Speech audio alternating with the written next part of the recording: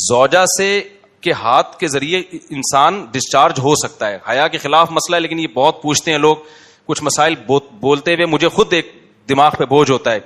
تو زوجہ کے ساتھ تو یہ جائز ہے. اپنے ہاتھ سے اپنی خواہش پوری کرنے کی شریعت میں آپ کو اجازت نہیں ہے. تو اب خوب سمجھ لو, اللہ تعالی نے مرد کو یہ حکم دیا ہے کہ وہ سوائے شادی کے اس کے پاس اپنی بیوی کے علاوہ اپنی خواہش پوری کرنے کا کوئی راستہ نہیں ہے. اب اللہ آپ کی اس مجبوری کو مجبوری نہیں مانتے کہ ایکچولی میں سفر میں ہوں, میں اسٹڈی کے دوران, تو میں ہینڈ پریکٹس سے اپنی خواہش پوری نہیں کروں گا تو میں ڈپریشن میں جاؤں گا. تو بھائی تو شادی کرنا بیٹھ کے.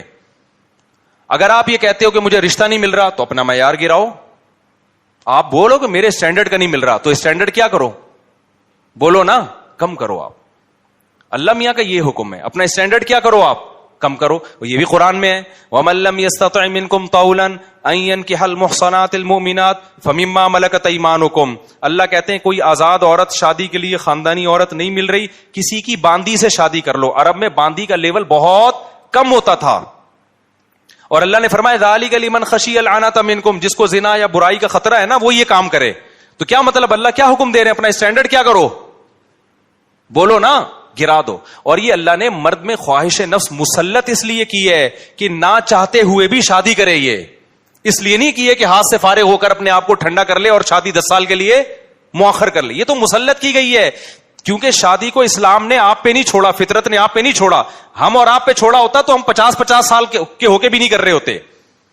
جو کام انسانیت کی بقا کے لیے ضروری تھا نا, اللہ نے وہ ہمارے مشورے پہ نہیں. اللہ چاہتے ہیں کہ نسل بڑھے, تو اس لیے یہ چیز اللہ نے مسلط کر دی ہے کہ لوگوں سے اللہ مشورہ نہیں لیں گے کہ ایکچولی آپ کو کرنی چاہیے کہ نہیں کرنی چاہیے.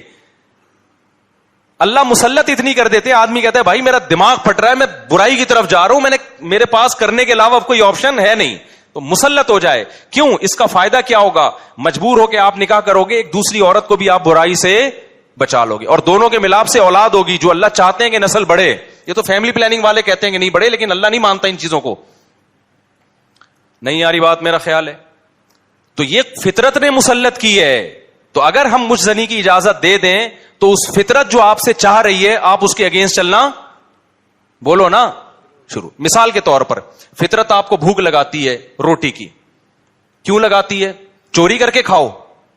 اس لیے نہ چاہتے ہوئے بھی آپ کمائیں, کاروبار کریں یا ملازمت کریں. اس ملازمت کرنے سے کیا ہوگا, صرف آپ کو فائدہ نہیں ہوگا, آپ کے باس کو فائدہ ہوگا, اس کا بزنس چلے گا, اس کے بزنس چلنے سے لوگوں کو فائدہ ہوگا. تو یہ سب چیزیں ایک دوسرے سے کیا ہیں, لنک. آپ کو بھوک لگ رہی ہے, اسلام کہتا ہے آپ حلال طریقے سے کما کے کھاؤ. آپ کہہ رہے تھے میں نہیں کما رہا, جب بھوک لگے گی نا ٹائٹ تو آپ کمانے پر کیا ہوگے, مجبور. پھر آپ بزنس کرو گے, اس بزنس سے آپ کو بھی فائدہ ہوگا اور قوم کو بھی فائدہ. تو کچھ کام قدرت ہم پہ مسلط کر کے کرواتی ہے تاکہ لوگوں کو اس سے کیا ہو جائے, فائدہ, ہمارے نہ چاہتے ہوئے بھی فائدہ ہو جائے.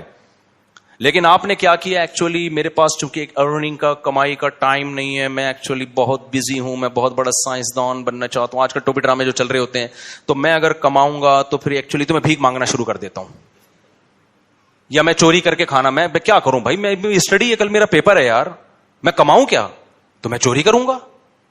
چوری کرنے سے کیا ہوگا, پیٹ بھر جائے گا. ڈاکٹر کہے گا کہ آپ کے وٹامن سارے پورے ہو گئے ہیں. جس مفتی نے کہا تھا چوری نہیں کرو, وہ آپ کی صحت برباد کرنا چاہ رہا تھا. جیسے ڈاکٹر جو مزنی نہیں کرتے نا, ان کو یہ کہتے ہیں مفتی لوگوں کے چکر میں نہیں پڑو, یہ تمہیں ڈپریشن کا مریض بنا دیں گے. کوئی بات نہیں, اپنے آپ کو ہاتھ سے فارغ کر لیا کرو, اس سے ڈپریشن کیا ہو جائے گی, ختم. او بھائی, اس سے اس کی ڈپریشن ختم ہوگی, قوم کی ڈپریشن بڑھے گی, عورتوں کی ڈپریشن بڑھے گی. مرد ان سے شادیاں ٹائم پہ نہیں کریں گے, جیسے بڑھ رہی ہے ڈپریشن, وہ بھی زنا کی طرف جائیں گے, وہ بھی ہاتھ سے, اور جو گند ہماری سوسائٹی میں پھیل رہا ہے, اور نسل کی کمی کا ذریعہ بنے گی. بہت سارے سائیڈ افیکٹ ہوں گے اس کے. تو فطرت آپ پہ بھوک مسلط کرتی ہے, نہ چاہتے ہوئے بھی آپ روٹی کماؤ, امتحان کو مؤخر کر دو, کیونکہ روٹی کمانے کی فکر ضروری ہے, اس سے دوسروں کو بھی روٹی ملے گی, اس کو بھی بزنس ملے گا. تو فطرت جو بیسک ضرورتیں ہیں نا وہ ہم سے نہیں پوچھتی, وہ ہم پہ مسلط کر دیتی ہے. تو صحیح آدمی ہوگا, صحیح ڈاکٹر ہوگا, وہ کیا کہے گا, یار بھوک لگ رہی ہے نا, پڑھائی کو ایک طرف رکھ, تو ایسا کر, کچھ کما یار, کچھ سائڈ بزنس کر لے. اس بزنس سے پھر قوم کو کیا ہونا شروع ہو جائے گا, فائدہ. اگر فری پھوکٹ میں ملنا شروع ہو جائے تو وہ سارا سیٹ اپ کیا ہو جاتا ہے. تبھی تو میں عید کے خلاف ہوں, یہ جو دسترخوان لمبے لمبے بچھائے ہوئے ہوتے ہیں, امیر غریب کا فرق کیے بغیر کھلا رہے ہوتے ہیں, اس کا نقصان یہ ہے کہ لوگ اپاہج بن جاتے ہیں. پھر ملازمت کرنا چھوڑ دیتے ہیں, مزدوری مہنگی ہو جاتی ہے, کیونکہ مزدوروں کو جب فری میں اتنا مل رہا ہوتا ہے وہ کہتے ہیں اب ہمیں ضرورت کیا. ہاں کہیں ایسے مزدور ہوں جن کی دہاڑیاں کم ہو, وہ ایک الگ بات ہے.